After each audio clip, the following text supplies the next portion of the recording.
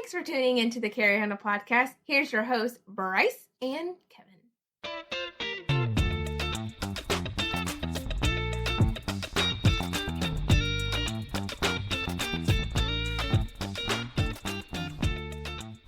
Welcome back to the Carry Handle podcast. My name is Bryce, and with me, as always, is Kevin. How you doing, buddy? I'm well, and I will introduce myself twice this time. I'm so proud of you. The progress we've made in the past 2 minutes is astounding. What are we talking about today? We are doing the second half of our episode 6, I believe. So we're talking about what you can do for a Gucci defense Gucci AR. What you would put on rifle. Defense rifle, yes. And near the end of the podcast, we have some viewer-related questions that we'll touch on. Do you want to? So you want to do that near the end of the podcast? We have some viewer-related questions that we'll touch on.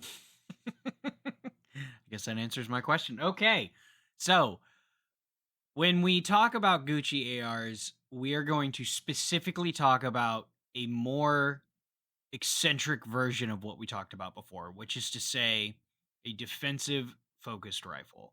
Where we start with that is we have a, let's say, bog standard AR-15. So typically when you start going up on the AR scale, you start getting into more ambidextrous options to include ambidextrous bolt releases, magazine releases, and things like that. Typically you don't get the ambi ejection because that's just not what happens. And those are typically built standard into the more upper class rifles, right? Like Daniel Defense, LMTs, so on and so forth. Yep, we're going to start getting into now.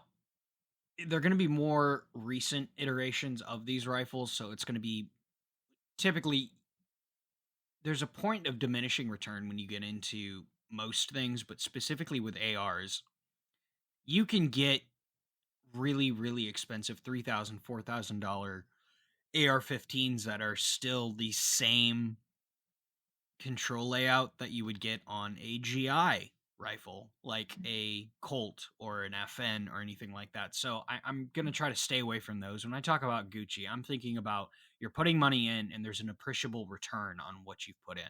So I would think truly ambi guns, and I would not include the Knight's Armament or the Radians.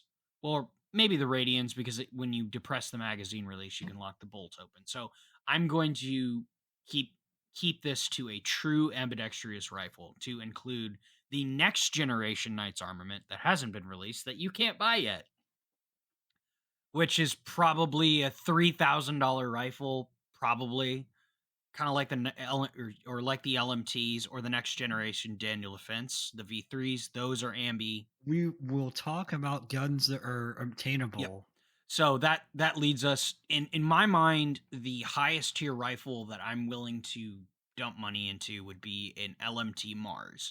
That is their true ambidextrous rifle. So that is a bolt catch, bolt release on both the right and the left side, which is the standard side, and then ambidextrous magazine releases.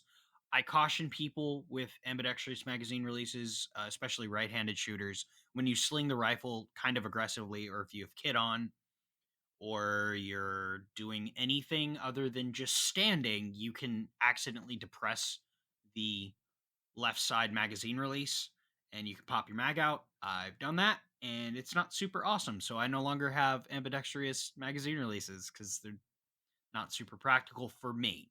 I've had bad luck with it, so it's just something I don't typically like. I do, however, like ambidextrous bolt releases and fire selectors. So when you start getting into that, and then on top of that, your LMTs have something known as a monolithic upper.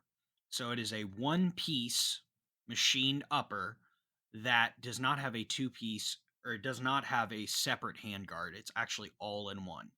And that's something else like that is going to be your Colt M5s and your 6420s.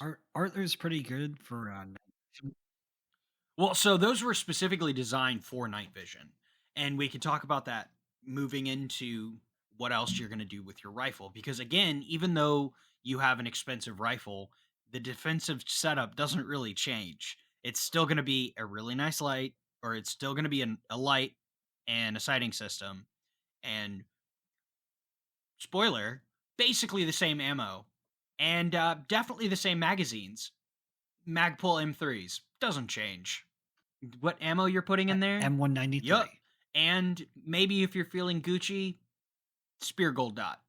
There you go. That's the two ammo types that I would recommend, because we're still concerned about ammunition penetrating, and we don't want a barrier blind round, because in this particular case, if you shoot a meaty target, it could leave that target and maybe wing little Timmy down the street. Not Timmy, no. And every round, a miniature little lawyer attached to it.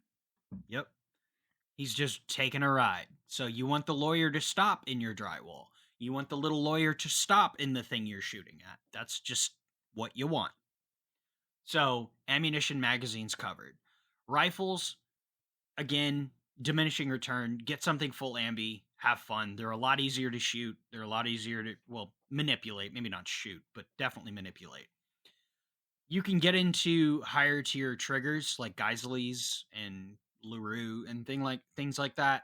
Realistically, with most things, yeah. And then on top of that, you can talk about the LMT triggers. But for me, unless your skill is getting hindered by a trigger, and it's not, if you shoot a magazine every 3 months, don't worry about a trigger. It may not feel good, but you are not shooting well enough to utilize that trigger well. So just don't worry about it. Master that trigger, move on. That's what I think.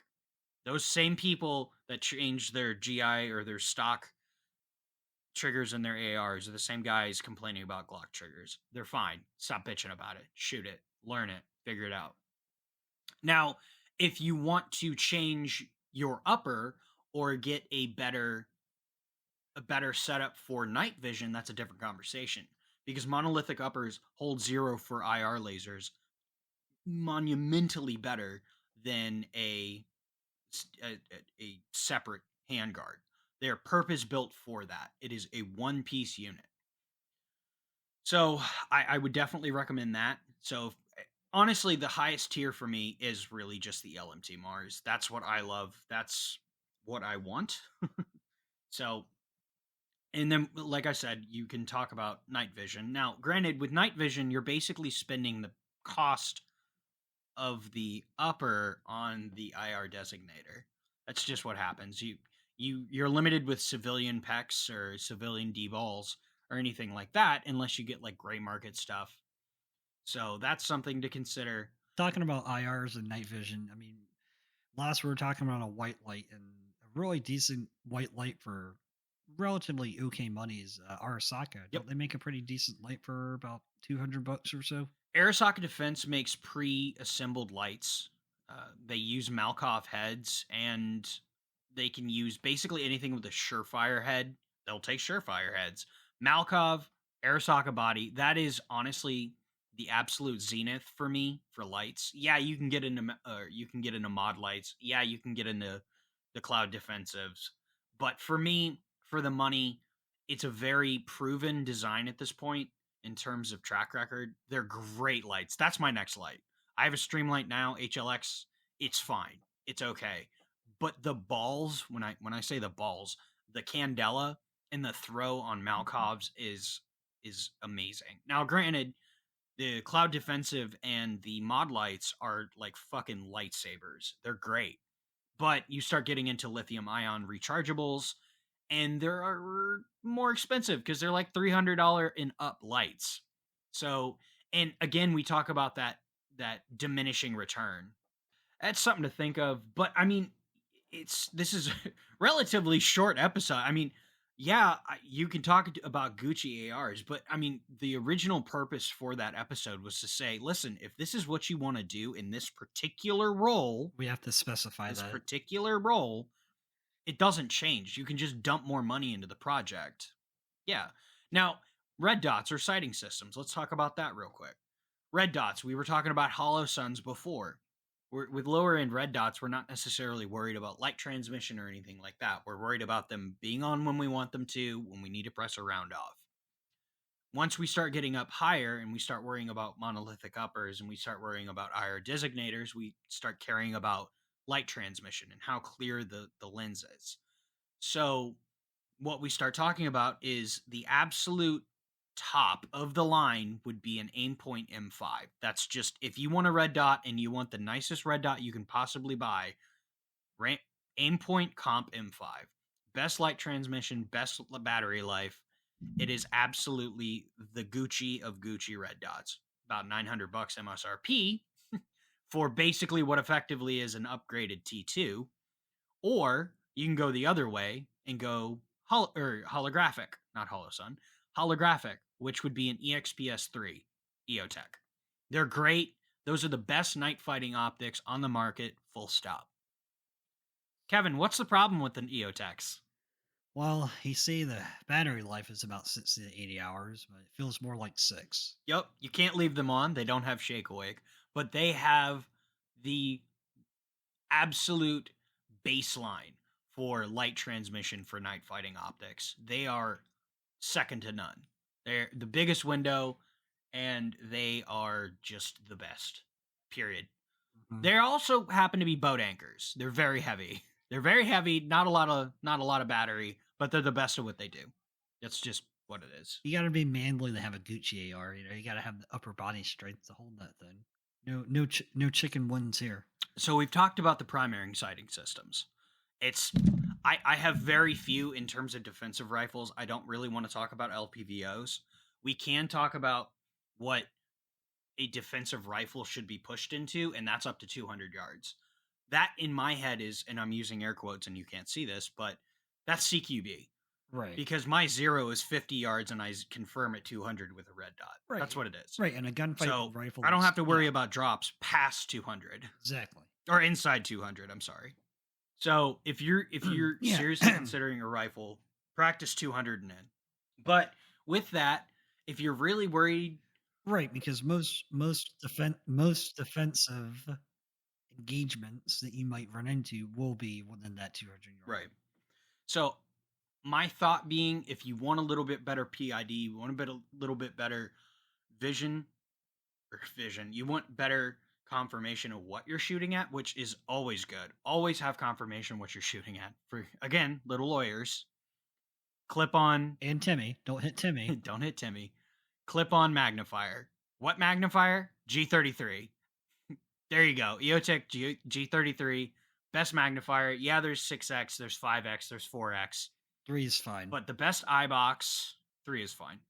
The iBox for that 200 yard range we're thinking about is it's best iBox, best glass, best and most consistent quality EOTech G33. It's long in the tooth, but it works.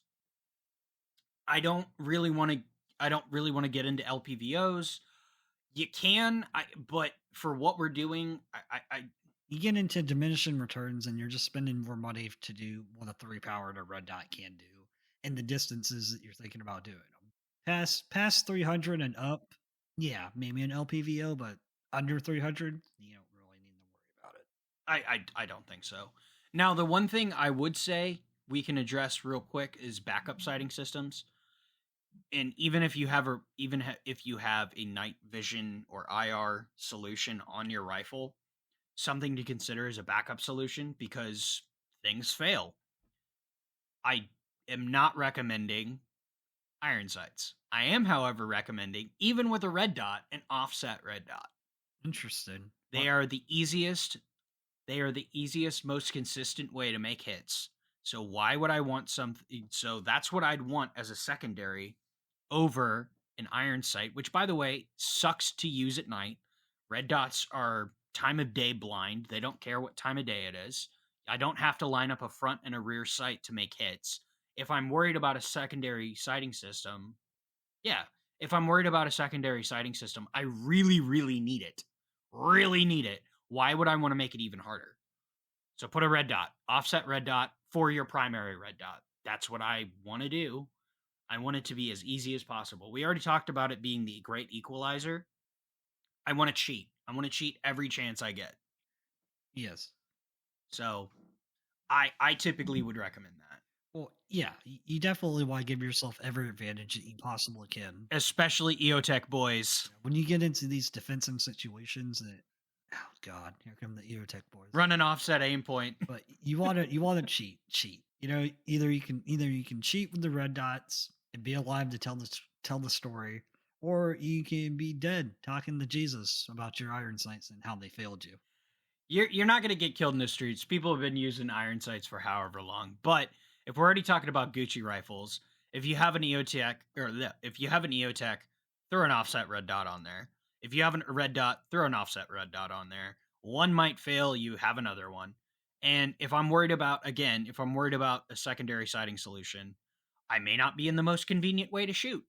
I'm already rolling my rifle and doing something I don't typically practice as much as a primary sighting system. Make it easy. If I may add a PSA in here, in case anybody skipped over episode 6, you will see weapon lights. They will be on Amazon, they will be on eBay, they will be all over the internet. When you type in weapon light on Google and it's infinite wisdom, it will pop up. It will look interesting, and they will be cheap. They're called Olights. Do not touch them. Don't look at them. They're terrible. They're garbage. They go boom, and it's don't do it. Don't ever do it. It's if you don't have the money to afford a decent weapon light, save up and just save up and get a decent light. Don't ever buy it early. Okay, that's my rant. I had to cut 10 minutes of ranting out of the last episode for how much crap we were talking about Olight. I'm glad I don't have to do it now. You mean the impromptu grenades? Yeah, I know. Jeez, that was so much. I was just like, oh wow, we really went in on this. Oh man. So yeah. So I mean, the setup doesn't really. I mean, the bones of what we're talking about don't really change. It's just more money, which is to say, a cheaper setup. Don't despair if you only have so much money. I guess that's the point. It can get it done, right? Don't worry about it. Right. It's not that big a deal. And dumping money into your rifle doesn't equal a better shooter. No. It might negligibly help you maybe a little bit, but not. It never beats training. It never beats going to the range. It never beats putting rounds on paper or doing drills and rolling around in the mud. Focus on training if you're poor. I would say it could actually hinder it could hinder your growth. It might mask other problems that you have, especially with trigger manipulation. It can be a problem. Very true. It's like people that only shoot 1911s and then complain about the Glocks. It's like, oh, it's a bad trigger. No, you're just really bad at shooting. You're just used to really easy guns. You should start with the hard thing and then go to the easy thing. Yeah, I totally agree with that. I mean, you should start with a budget, cheap AR, get super familiar with it, and then when you got some more money and you're really interested in this, you're like, man, I feel like updating my defense rifle. Then get into Gucci ARs. Don't get into Gucci ARs thinking you're gonna walk into it and be like, wow, I'm amazing. Because it's like stepping in quicksand. Okay? You step in it, you're like, wow, this is cool, this is cool, this is cool. Before you know it, you're up to your throat with a rifle that's cost probably half the cost of your car, and it really doesn't do anything better than the dude that bought his at the pawn shop. but he trades. More specifically with triggers, it's kind of funny because I started with Glocks and I then went to a double action only Beretta. I competed with those and I shot those in classes and I did just fine. And then I went to a 1911 and I was so much better because that gun is like cheating. So that's what I did and it worked out. But I also like Glock triggers, so, I also made my Glock triggers heavier. Okay. Should we get into the questionnaire segment? Yeah, sure. So we actually had our first listener question, and I'd like to address it now because it was actually a pretty good question. Ooh. Oh, yeah. Listener hour. What was the question? Whoa, listener hour. Woo! Thank you. Thank you. I'm also very happy about this. The only way he gets people to stand and clap for him. Bah, bah, bah, bah, bah. Listener questions. What is the question? So we had a question about our sighting system. We had a listener contact me specific or contact the channel, and they asked they did the thing we told them not to do. Of course, this was before we talked about it, but they what'd got a do? crappy red dot. Oh no. They got a crappy red dot, didn't like it, ended up shooting Oh. irons, and ended up really liking it. That's good.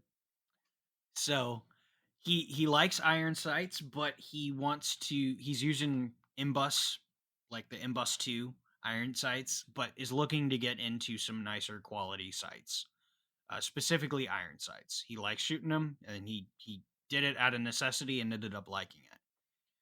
So with that, I would not recommend if his primary sighting system is going to be irons. I would say get some quality fixed iron sights. What are those? Mhm. They would be there's Yeah. like 3 I actually What are they? would recommend. Tell me. There's 3 I would recommend. Midwest Industries would be the cheaper end. Scalarworks and Daniel Defense. I actually use and run the Daniel Defense ones. I really like them. If you want a different option, I thought Midwest Industries is just a knockoff. Aren't they like a really good knockoff from Daniel Defense? Midwest Industries, they're fine. They are just fine things. They're okay and they're fine. Daniel Defense is good. Scalarworks is better. So Larry Vickers actually helped design the Scalarwork ones. I don't know how much design input he had, but he had some. So if that means anything to anybody, they're fixed iron sights. They do okay. If you don't have a fixed front sight post, an A-frame front sight post, you can get the front sight, and it's effectively a fixed front sight post that goes on top of your rail, and then the rear sight on all 3 of them is effectively an A1 style drum rear, and they're very usable. So, and they're very good quality. They're very sturdy. They're machined. So, I mean, they are very good sights. But if you end up down the road wanting to invest in a red dot, they let you co-witness with that red dot, and they're not in the way, especially if you get something called a lower 1/3 that puts the sight picture or the iron sights on the lower portion of the optics window. So they're not super in the way, but you can still aim through them if the red dot does die or gets damaged or anything like that. You can get something called absolute co-witness. I don't necessarily recommend that because that puts the sight picture for the irons smack dab in the middle of the red dot, and it's a little distracting. So it's not a big deal, but when you're talking about co-witnessing, you're just saying that you can look through your iron sights. You can see that you have the dot, you have the iron sights, and it all kind of lines up. And then the 1/3 is the lower half of the dot, right? Yep, absolutely. Okay. Yep, Okay. most certainly. Just making sure. That is exactly what I'm saying. So I recommend fixed over folding because fixed they're not going anywhere. You can hit them on a truck door. You can do whatever. They're going to be fine. As opposed to folding sights that fold away. It's in the name. You are missing They're out on going the to, cool if factor. you knock them against something, they're going to fold. The cool factor. Yeah. Unless, however, if you're really fixed, if you're really set on folding sights, I recommend the old, tried and true, mid 2000s Magpul Dynamics era Troy Battle sights. They're still good sights. And they lock. There's actually a detent or a button that you press when you deploy them, and then you have to hit a button to fold them. So they're very sturdy. They're a little heavier. Yeah, they're a little heavier, but they're very good sights. So if you're set on the folding aspect, great sights. So yeah, that's my little tidbit in our customer. Nope, not customer. Our listener question section. If we get more of these, I'll set up an email, and we can do more of these. May I have story time? Just a small story time. You may tell me the story time. So my friend Share with the group. came up. Yes, my friend came up to visit me one time, and there was a gun store there. And he's like, "Hey, you need to update your sights. You know, I had plastic. I know plastic Magpul sights at the time. Horrible idea. Never do that." He's like, "You need to. Yep, you need to update those." this. I said, okay. We go to the store. He picks out some nice Magpul. He's like, you like that company? Here, get some Magpul ones. I'm like, okay, they're metal. These are nice. And at the store, you don't see the price. They walk you around to the counter and you pay for it so you don't steal stuff because it's kind of in a rough area. So I pick them out. I walk up to the cash register. I pay with my card, and I'm not looking at the receipt until I'm leaving the store. And both sites, front and back, cost about $90. And I was moderately flabbergasted seeing how I am a practical man and I don't make Gucci AR money. But it's okay. That's my story time. I'm a great influence, or your friend is a great influence, isn't he? Well, it's you. You've just ousted yourself. Yes. It was me. It's me. I am him. He is me and I am him. So. We are one. I think that's a pretty good natural wrap up for us. This is about the third or fourth time we've tried this. I'm glad we got it down. Yeah. But as a quick sneak peek, our next videos, at least specifically with YouTube, there's going to be a new format we're going to try. I think we're going to call it the carry handle casual or the casual carry handle. Mm-hmm. And then after that, the next actual episode we upload is going to be holster specific. And that's actually a listener requested video. Maybe not listener requested, but it was a question I was asked, and I just figured, hey, I'll just make an episode about it. So I'm sort excited. of listener inspired. So Love it. Thank you so much, guys, for listening, and we'll catch you next time. Bye-bye. Thanks for tuning into the Carry Handle podcast. Here's your host, Bryce and Kevin.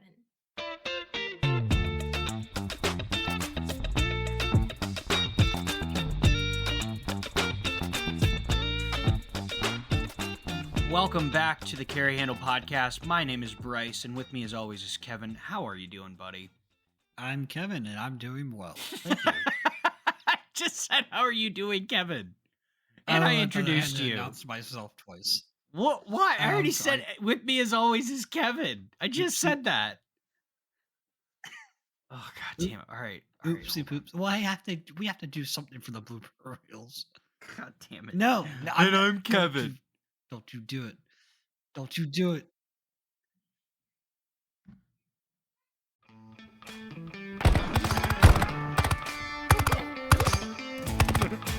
I like that. It's like. Oh, you don't want to know how fucking butthole burning that was. Iris retention shooting over your head to shoot that guy.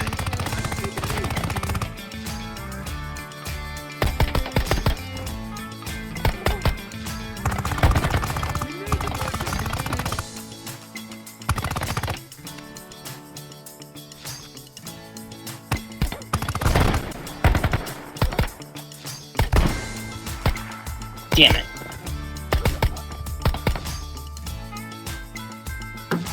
Son of a bitch.